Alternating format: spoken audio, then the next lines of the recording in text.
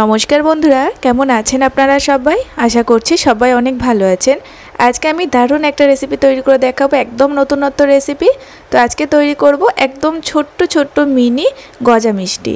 তো যদি এইভাবে কখনো না বানিয়ে থাকেন অবশ্যই তৈরি করবেন। মাত্র 1 কাপ ময়দা লাগবে আর সামান্য কাটা উপকরণে তৈরি হয়ে যাবে।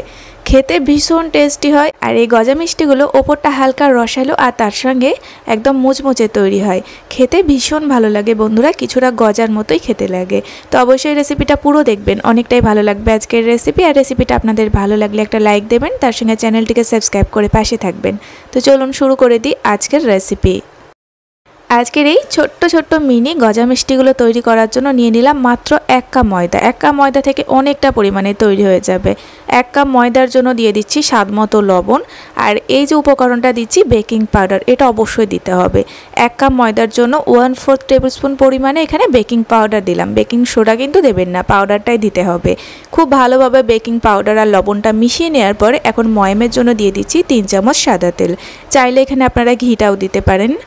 আর যেহেতু এই মিষ্টিটা একটু খাস্তা মুচমুচে তৈরি হবে, তার জন্য কিন্তু তেলের পরিমাণটা একটু বেশিই লাগবে। মানে 1 কাপ ময়দার জন্য এখানে 3 চামচ তেল দিতে হবে। তো এবার খুব সুন্দর করে ময়াম করে নেব। যতটা সুন্দরভাবে ময়ামটা এই সময় দিতে পারবেন ততটাই কিন্তু মিষ্টিগুলো পরে খেতে দারুণ টেস্টি হবে। আস্তে আস্তে ময়াম করতে করতে দেখতে পাবেন ময়দাটা একটু ভেজা হয়ে যাবে, তার সঙ্গে এরকম একটা ঢেলা তৈরি হবে। তখনই বুঝতে হবে ময়ামটা একদম ঠিকঠাক হয়েছে।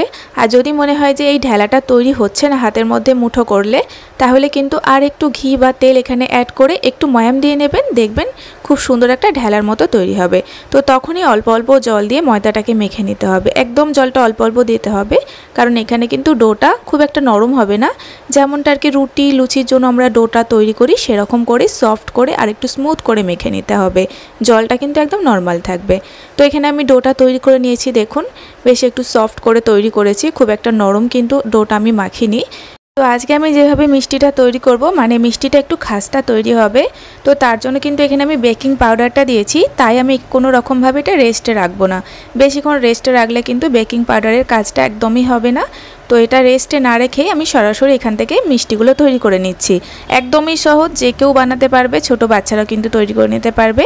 একদম ছোট্ট ছোট্ট করে গোল গোল করে বানিয়ে নেব। আর মিষ্টিগুলো বানাতে গেলে দেখবেন মিষ্টির মধ্যে একটু ফাটল তৈরি হবে, তো এটা স্বাভাবিক।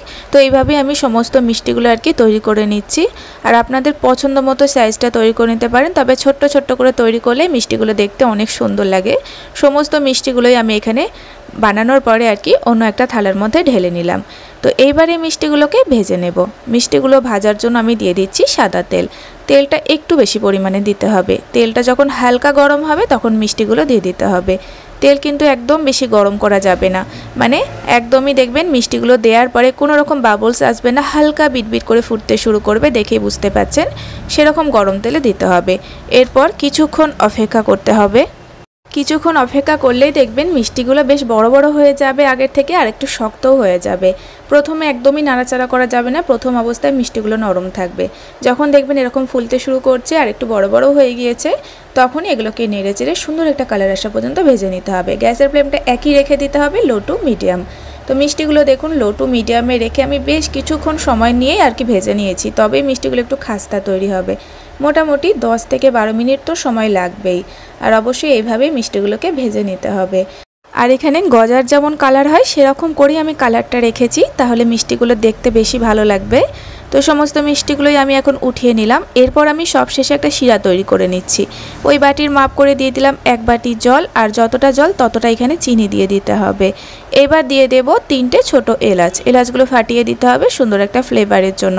এই শিরাটা তৈরি করা একদমই সহজ ব্যাপার, শুধুমাত্র চিনিটাকে গলিয়ে নিতে হবে। একদম একটা পাতলা শিরা রাখতে হবে এখানে, একদমই শিরাটা মোটা করা যাবে না। তো দেখতেই পাচ্ছেন এখানে চিনিগুলো গলে গিয়েছে আর শিরাটা জাস্ট এখানে ফুটে উঠেছে। সেই পর্যায়ে আমি এখানে দিয়ে দিচ্ছি ভেজে রাখা মিষ্টিগুলো। আর মিষ্টিগুলো দেওয়ার সঙ্গে সঙ্গে আমি কিন্তু ফ্লেমটাকে অফ করে দিলাম। এবার এই শিরার মধ্যে খুব সুন্দরভাবে আর কি মিষ্টিগুলোকে মিশিয়ে নিতে হবে। আর এখানে কিন্তু শিরা একদমই ঘন করবেন না, তাহলে কিন্তু রসটা একদমই ভেতর পর্যন্ত যাবে না। খুব ভালোভাবে মিশিয়ে নিয়ে প্রায় এটাকে রেখে দেবো ঠান্ডা হয়ে যাওয়া পর্যন্ত। মিষ্টিগুলো যতক্ষণ না ঠান্ডা হয়েছে ততক্ষণ পর্যন্তই আমি ঢেকে রেখেছিলাম। তো দেখুন মিষ্টিগুলো কিন্তু খুব যে বেশি নরম হয়ে যাবে সেটাও নয়, আবার একদমই শক্ত থাকবে না, মানে একটু নরম হবে, তার সঙ্গে দেখবেন একটু ক্রিস্পি ভাব থাকবে, যেটা খেতে এত সুন্দর লাগে। তো দেখুন সমস্ত মিষ্টিগুলোই আমি প্লেটের মধ্যে উঠিয়ে নিলাম। তৈরি হয়ে গেল দারুণ সুস্বাদু মিনি গজা মিষ্টি। তো এই মিষ্টিগুলো কিন্তু একটু শুকনো হয়, এগুলো একদমই রসালো তৈরি হবে না। এখন আপনাদের দেখিয়ে দেবো মিষ্টিটা কেমন সফট হয়েছে। তো দেখুন মিষ্টিটা কিন্তু ভেতর থেকে হালকা রসালো আর একটু ক্রিস্পি রয়েছে। এত সুন্দর খেতে হয় এই মিষ্টিগুলো। দেখুন আপনারা দেখে বুঝতে পারবেন মিষ্টি কিন্তু একদমই শক্ত নেই, যে রসটা ঢোকে নেই সেটাও কিন্তু নয়, হালকা রস ঢোকেছে, তার সঙ্গে কিন্তু ক্রিস্পি আছে এবং রসালো তৈরি হয়েছে। দারুণ খেতে লাগে বন্ধুরা। আজকের এই গজা মিষ্টির রেসিপি একদম নতুনভাবে আর সহজভাবে আপনাদের সঙ্গে শেয়ার করেছি। অবশ্যই বাড়িতে তৈরি করবেন আর কেমন লেগেছে একটা কমেন্ট করে জানাবেন। আর আজকের ভিডিওটা যদি আপনি সম্পূর্ণ দেখে থাকেন তাহলে অনুরোধ রইল আমার চ্যানেলটিকে সাবস্ক্রাইব করে অবশ্যই পাশে থাকবেন। আজ এই পর্যন্তই বন্ধুরা, আবারও ফিরে আসবো এরকম কোনো সহজ রেসিপি নিয়ে। ততক্ষণে আপনারা সকলেই ভালো থাকবেন এবং সাবধানে থাকবেন।